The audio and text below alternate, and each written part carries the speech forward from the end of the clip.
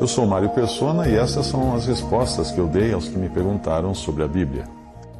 Você escreveu discordando do que eu disse em um dos meus vídeos, de que o arrebatamento poderá ocorrer a qualquer momento. E para só depois disso surgir a apostasia, o anticristo e a grande tribulação, e culminando então com a vinda de Cristo ao mundo para reinar. Na verdade, essa é a opinião de muitos cristãos. Mas essa opinião cria certas dificuldades para fazer os eventos bíblicos se encaixarem, em especial as promessas que foram feitas a Israel. Eu vou comentar os pensamentos e versículos que você enviou para justificar o seu modo de pensar.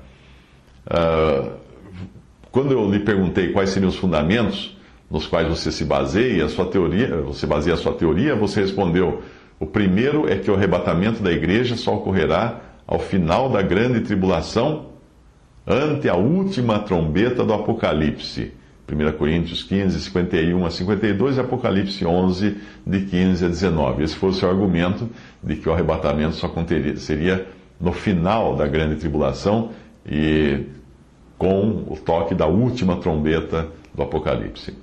A sua suposição, a sua teoria, ocorre por você considerar que a última trombeta de 1 Coríntios 15, 52 seja a mesma sétima trombeta tocada pelo anjo em Apocalipse 11, 15. Mas não é. Compare as passagens. Primeiro, 1 Tessalonicenses 4,16. Porque o mesmo Senhor descerá do céu com alarido, com voz de arcanjo e com a trombeta de Deus. E os que morreram em Cristo ressuscitarão primeiro. Agora vamos a 1 Coríntios 15, 52, que é o mesmo caso. No momento, num abrir e fechar de olhos, ante a última trombeta, porque a trombeta soará e os mortos ressuscitarão incorruptíveis e nós seremos transformados. Agora vamos comparar com a passagem de Apocalipse 11, 15. E tocou o sétimo anjo a trombeta, e houve no céu grandes vozes que diziam: os reinos do mundo vieram a ser de nosso Senhor e do seu Cristo, e ele reinará para todo sempre. Em 1 Tessalonicenses 4,16, nós temos a trombeta de Deus, não do anjo. Parece ser a mesma até de 1 Coríntios 15, 52. Eu creio que ambas mencionam a ressurreição dos que dormiram em Cristo e a transformação dos vivos que creram em Cristo, que creram em Jesus. Em 1 Coríntios 15, 52 diz a última trombeta. Está claro aqui que ela tem a ver com bênção para a igreja e não com juízo para o mundo ou para os perdidos, como nós vemos com as trombetas de Apocalipse. As trombetas de Apocalipse são para o juízo. A trombeta de Deus é para a bênção do cristão. Em Apocalipse 11, 15, nós temos uma trombeta, porém não é chamada de última, apesar de ser a sétima de uma série que tem por objetivo não arrebatar os salvos, mas derramar juízo sobre o mundo. Você escreveu: o segundo é que, após a vinda de Cristo para derramar seu sangue pelos pecados, o véu do templo para sempre se rasgou, o Espírito Santo nos veio para sempre e jamais se ausentará. O que vai ser tirado da terra na época do anticristo é a palavra de Deus. Ela é que vai ser retirada da terra. E você cita então Amós 8, de 11 a 13. Eis que vem dias, diz o Senhor Deus, em que enviarei fome sobre a terra, não fome de pão, nem sede de água, mas de ouvir as palavras do Senhor, e irão errantes de um mar até o outro mar, e do norte até o oriente, correrão por toda parte buscando a palavra do Senhor, mas não a acharão. Naquele dia as virgens formosas e os jovens desmaiarão de sede. O versículo que você citou, não diz que Deus tirará a sua palavra da terra. O versículo que você citou não diz isso. Vamos ler de novo. Eis que vem dias, diz o Senhor, em que enviarei fome sobre a terra, não fome de pão, nem sede de água, mas de ouvir as palavras do Senhor. E irão errantes de um mar até o outro, do norte até o oriente, correrão por toda parte, buscando a palavra do Senhor, mas não a acharão. Naquele dia as virgens formosas e os jovens desmaiarão de sede. Portanto, o versículo não diz que Deus tirará a sua palavra da terra, mas diz que as pessoas a procurarão e não acharão. Esse é o resultado da apostasia e do abandono da verdade que incapacita o homem de ouvir e entender a palavra de Deus. É o mesmo efeito que foi causado em Saul, quando ele procurou a verdade, a palavra de Deus, e não encontrou a palavra de Deus. Porque tinha acabado as chances que Deus tinha dado a ele de ouvir a palavra de Deus por causa da sua contínua rejeição. 1 Samuel 28:6. E perguntou Saul ao Senhor, porém o Senhor lhe não respondeu, nem por sonhos, nem por urim, nem por profetas. Saul vai então procurar uma médium em total desobediência a Deus. Este será também o processo como o mundo incrédulo, com este atual mundo incrédulo, que rejeitou a palavra de Deus no seu tempo. E quando mais precisar dela, não vai encontrá-la. Talvez até porque Deus irá enviar a operação do erro, de 2 Tessalonicenses 2, para que creiam na mentira. Porém, a palavra de Deus estará assim, sendo pregada em todo o mundo até o final. Mateus 24:14. Este evangelho do reino será pregado em todo o mundo em testemunho a todas as gentes, e então virá o fim. Aí você escreveu: então nessa época a palavra de Deus e o nome de Jesus serão retirados da terra e não mais se achará. Isso é equívoco. E eu vou dizer por quê. Porque as duas testemunhas que você encontra em Apocalipse profetizarão por 1260 dias, que é exatamente o período de 3 anos e meio da perseguição promovida pelo Anticristo. Apocalipse 11:3. E darei poder às minhas duas testemunhas e profetizarão por 1260 dias vestidas de pano de saco. Portanto, não há como considerar que a palavra de Deus seja aquilo que diz que será tirada da terra, justamente quando ela estará sendo pregada até os confins da terra, antes de vir o fim. E ela será pregada pelo remanescente de Israel, que será salvo durante a grande tribulação, e ela também será profetizada pelas duas testemunhas ali de Apocalipse por 3 anos e meio. Se não for a palavra de Deus que esses dois profetas estão levando, então como poderiam estar testemunhando? Como poderiam estar sendo mortos por isso? Apocalipse 11:10. E os que habitam na terra se regozijarão sobre eles, sobre os dois profetas, e se alegrarão e mandarão presentes uns aos outros, porque eles mataram, né? Porquanto esses dois profetas tinham atormentado os que habitam sobre a terra. Você continua escrevendo o seguinte: deu-se-lhe poder para agir por 42 meses, meses literais, ou seja, 3 anos e meio. Nesse período de grande tribulação, os cristãos fugirão para os desertos, onde serão sustentados por Deus por 42 meses, similar ao que o Senhor fez aos filhos de Israel no deserto, como você cita Apocalipse 12:6 e Apocalipse 12:14. A interpretação da mulher de Apocalipse 12 como se fosse a igreja não é correta. A mulher aí tem um filho. A igreja teve algum filho? A mulher aí tem um filho, que é Jesus. Ou seja, essa mulher é usada por Deus para trazer ao mundo Cristo. A igreja não teve um filho, Jesus, que vai reger o mundo com vara de ferro. Apocalipse 12:2. E estava grávida essa mulher com dores de parto e gritava com ânsias de dar à luz. Esse filho da mulher é o rei dos reis, rei de reis. E ele é tirado da terra.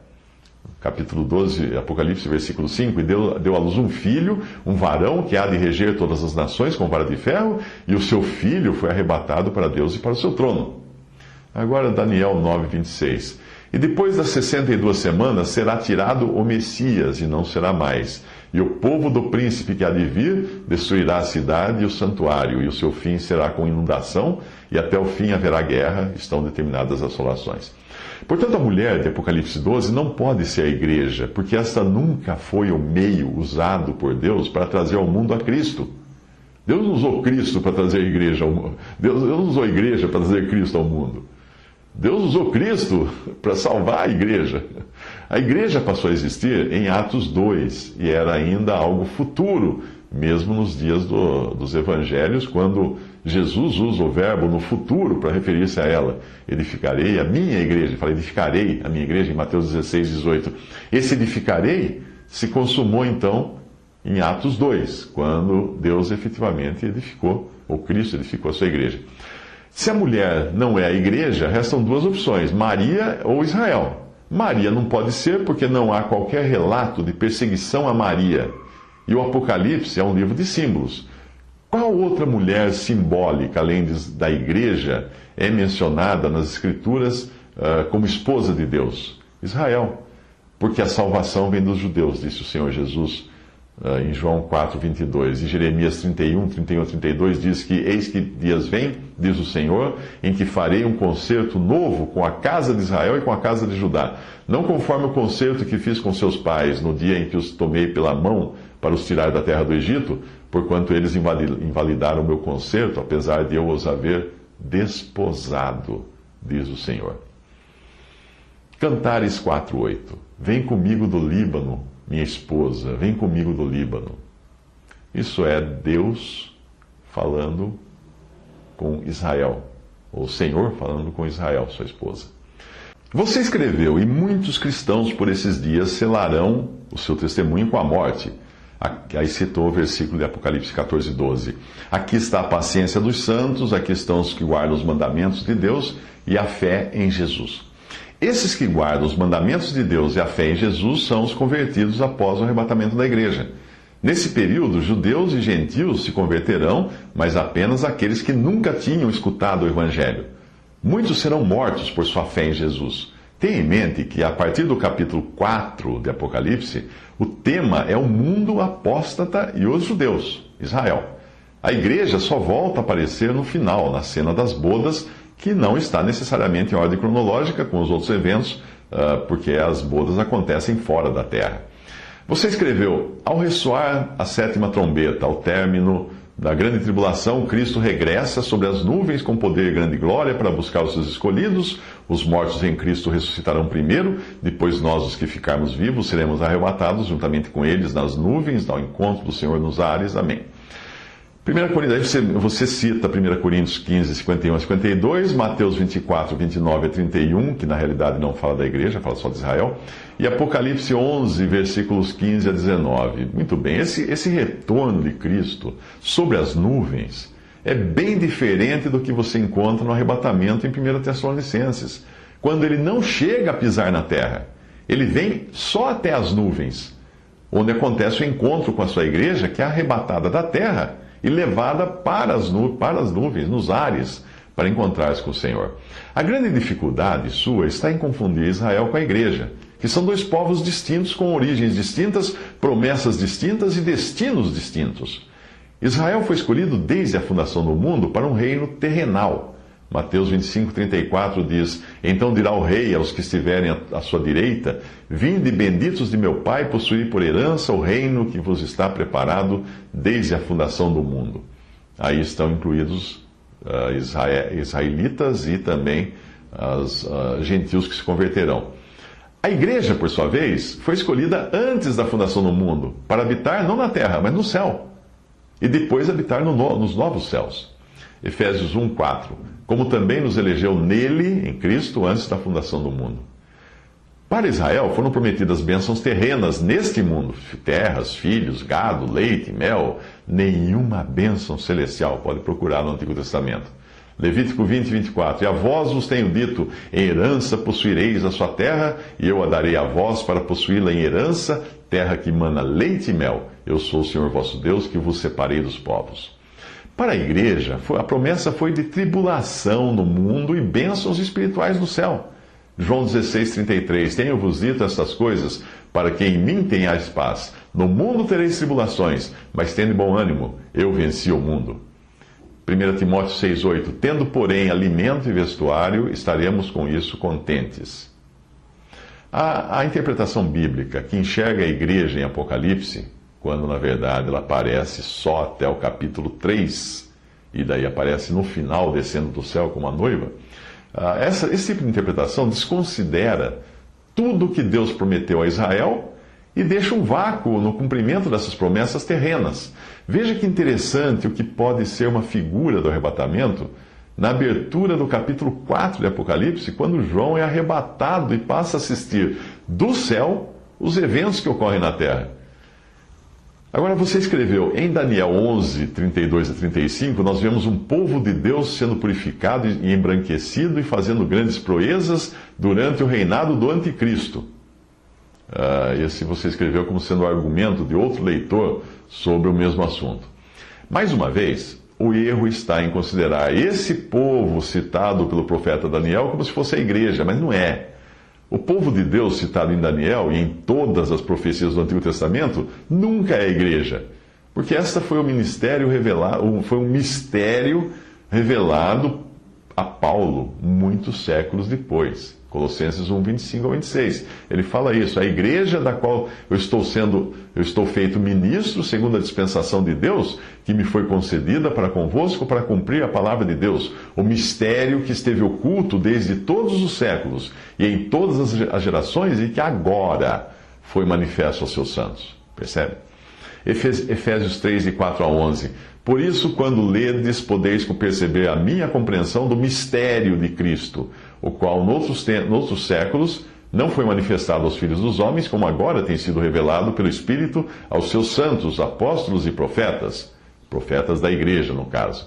A saber, que os gentios são coerdeiros e de um mesmo corpo e participantes da promessa em Cristo pelo Evangelho, do qual fui feito ministro pelo dom da graça de Deus, que me foi dado, segundo a operação do seu poder. A mim, o mínimo de todos os santos, me foi dada esta graça de anunciar entre os gentios, por meio do Evangelho, as riquezas incompreensíveis de Cristo e demonstrar a todos qual seja a dispensação do mistério, que desde os séculos esteve oculto em Deus, que tudo criou por meio de Jesus Cristo, para que agora, pela Igreja, a multiforme sabedoria de Deus seja conhecida dos principados e potestades nos céus, segundo o eterno propósito que fez em Cristo Jesus, nosso Senhor.